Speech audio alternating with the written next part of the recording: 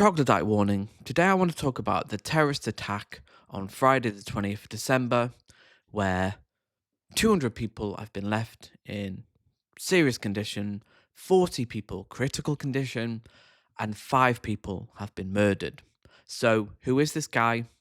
What were his motivations potentially? And what if political allegiances did he have? And how will this affect the elections coming up in Germany? And how are people perceiving this already? So let's get straight into the video that breaks down who this guy is and what's going on. Outside the cathedral in Magdeburg, Germans are grieving and paying their respects. The deadly attack on a Christmas market here on Friday night has left many bereft. Well, I've seen a lot of misery. Many people who were searching, many tears, bewilderment, and extreme states of shock.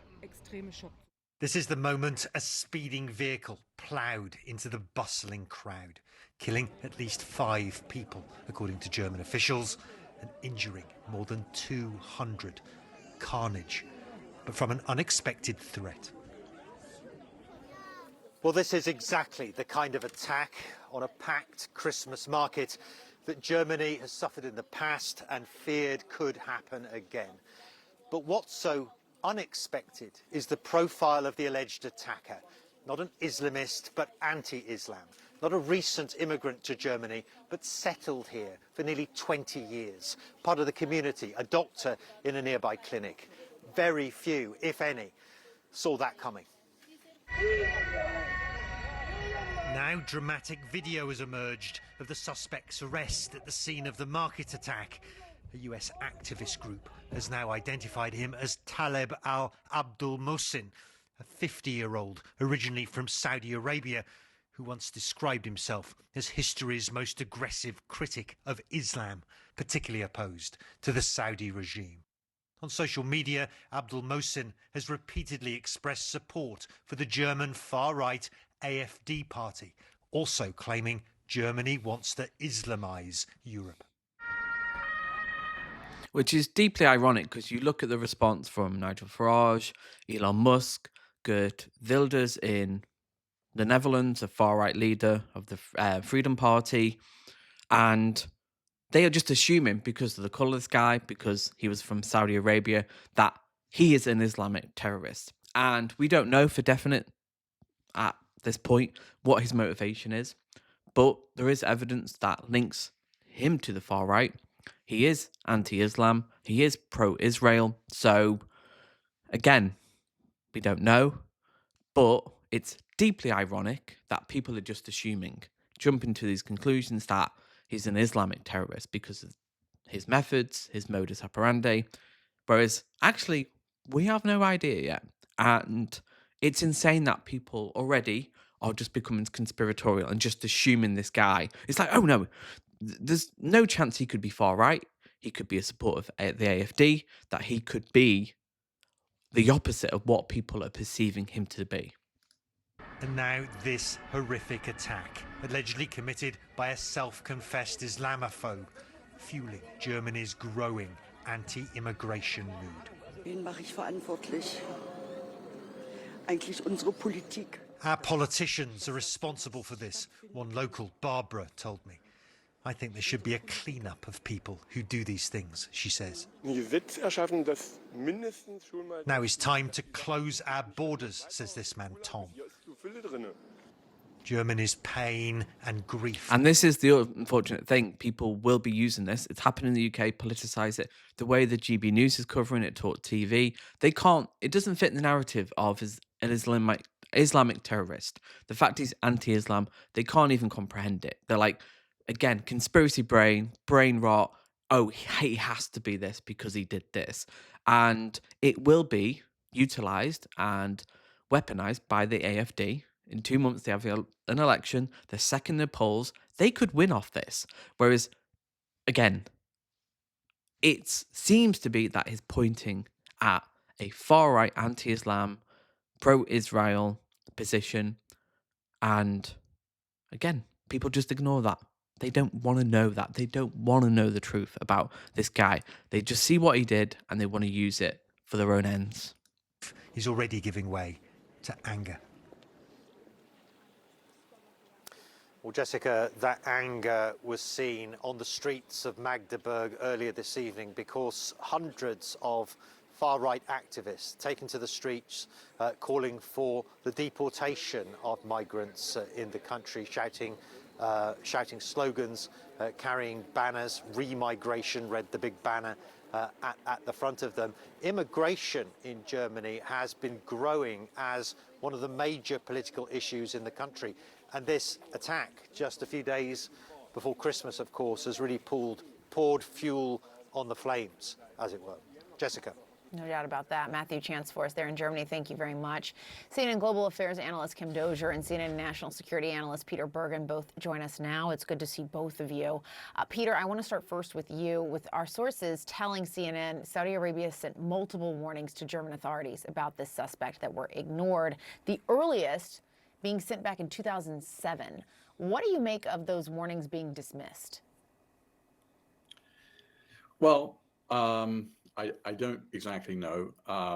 He had claimed asylum in Germany, and I'm sure the Saudis may well, we don't know exactly the precise nature of what they were warning, but presumably they were hoping that he might be extradited back to Saudi Arabia. Well, we all know how Saudi Arabia treats people that they consider to be dissidents. Just think about the case of Jamal Khashoggi, who was murdered by Saudi officials 6 years ago. So, the Germans may well have had, good reason to either be suspicious of these warnings in the sense of, the Saudis don't have a particularly good human rights record, or there may be some other explanation, which we don't know. And Kim, Saudi authorities have alleged that the man harassed Saudis abroad who opposed his political views. They also noted he'd become a supporter of the far-right party Alternative for Germany. What are kind of the politics around this attack? Well, you can already see with the response in the streets of the city where the attack took place, it is going to likely spur more anti-immigrant sentiment just ahead of the February snap elections, because the government in Germany just dissolved a little over a week ago. And already the Alternative for Germany party, which has been labeled by German security services as extremist, it is running second in the polls. An attack like this might well help them get more of a share of government. Could they win? If they would make a major win at the coming elections, it spells a difference in everything from immigration to Germany's Ukraine policy, and it's a really disturbing potential fallout from this awful attack. But at this point, if you are in Germany wondering what to make of it, this attacker, he said that he was pro-AFD. He was against the Saudi government. He was against Islam. It's going to raise a lot of questions that make it hard to cast him as the typical ISIS-style attacker. It's going to leave people in Germany wondering exactly what spurred him on to do this. I watched a Talk TV breakdown of this, and the cope is ridiculous. That the fact that this guy potentially could be far right, AFD supporter, anti-Islam, they can't comprehend it. It's not within their wheelhouse of possibility. And he was saying the motivation doesn't matter. If it was far left, far right, it's you couldn't make it up. The level of cope that the fact that this guy could potentially far right is it's not possible to them. It really isn't. There's one option. He comes from Saudi Arabia. He's an Islamic terrorist. That's it. He's an immigrant. Close the borders. That's it to them. And again, conspiracy theory, conjecture. The idea that we're not being told the truth. How do you deal with this? It's almost impossible when they can't handle the truth, how do you deal with that? Well, in some ways, you can't. You've just got to try and find the truth, what his motive is, and that's it. Peter, I just want to get your thoughts on that same topic. Well, the big question everybody wants to know is why. And the uncomfortable answer is there may be no really good reason. I'm not suggesting that an ISIS attacker has a good reason either to kill innocent civilians, but at least, in the case of the Berlin market attack in 2016, it was clearly inspired by ISIS and endorsed by ISIS. But just think about some attacks in our own country. It's still not really clear what the motivations were for Thomas Crooks, who tried to assassinate President Donald Trump. Was it an attempt for notoriety or what? We still don't really know the motivations of the largest mass murder carried out by a shooter in Las Vegas, who attacked a group of people attending a concert. And so, we may never know the exact motivations of this guy. And that's a really great point. That is true. Like, again, the Republican who tried to attempt an assassination of Donald Trump, we have no idea. Why do people do these things? Often, I'm sorry, you do this kind of thing.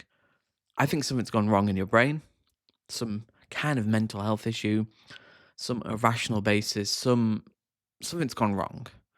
And the fact that potentially people knew about this guy, they had warnings about him, they should have been keeping an eye on him, shows oversight.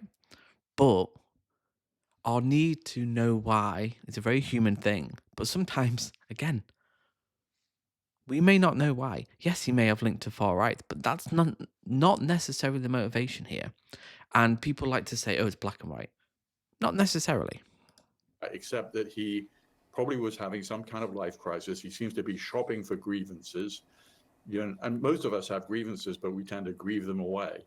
Somebody like the alleged assaulter here is somebody who clearly was not able to get over those grievances and came up with a plan of attack, and probably rehearsed it, as many attackers do, or scoped out the Christmas market before he did it. And clearly this was, what the FBI called the pathway to violence, and he went all the way down it. And Kim, Peter noted that attack in 2016 in Berlin on a Christmas market there. Since then, Germany had gone to great lengths to try to add additional security layers to these Christmas markets because it is such a soft target. People walking around, very tight quarters, and yet that wasn't enough to protect them in this situation.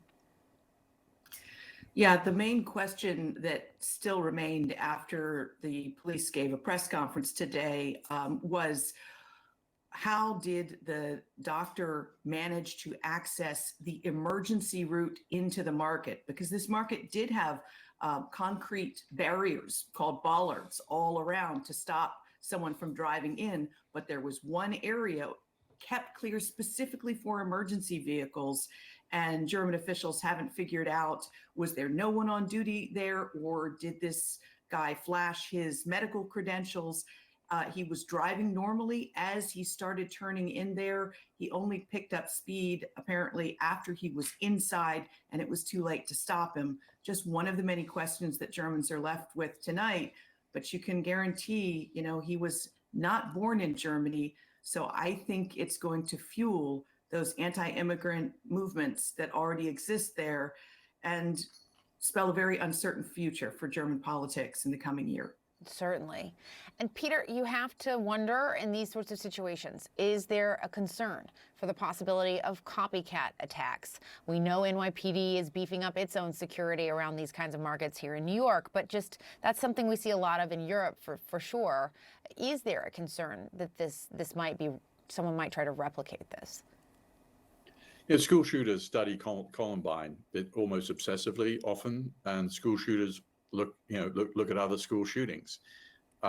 Terrorists also copycat other terrorists. I mean, and vehicle rammings have happened in the United States. There was one in Manhattan which killed 8 people in 2017. It was an Uzbek American inspired by ISIS. So, it's perfectly reasonable for law enforcement to be concerned about people potentially copycatting this attack, because people have copycatted this kind of approach before. Just a terrible story, especially a few days before Christmas, and especially with that 9-year-old who is dead and the others who have been injured. Kim Dozier and Peter Bergen, thank you so much. We appreciate your expertise. So, again, the motive is unknown. We may never know. And this is going to obviously be weaponized by the far right, both in the UK and across the world. You know, you have Elon Musk, you have people speculating already hours after the event occurred. People are just assuming it was Islamic terrorism, which is racist. He's anti-Islam.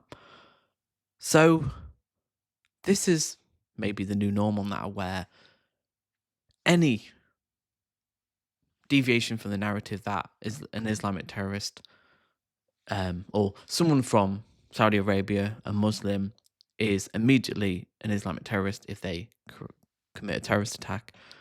This is the new norm now, where people are not able to comprehend the fact that this guy may be a far right terrorist, or he may be just someone who is mentally ill. Again, projecting his own personal grievances onto a political project. We'll maybe never know. So comment below if you have informed opinions, not just speculating, oh, this guy's obviously an Islamic terrorist, or it's obvious what it is, because it's not. We don't know yet. We have certain bits and pieces, but we will not know the whole story for probably a few months now. So please be respectful. I doubt you will be, so I might turn the comments off, and I'll see you in the next video.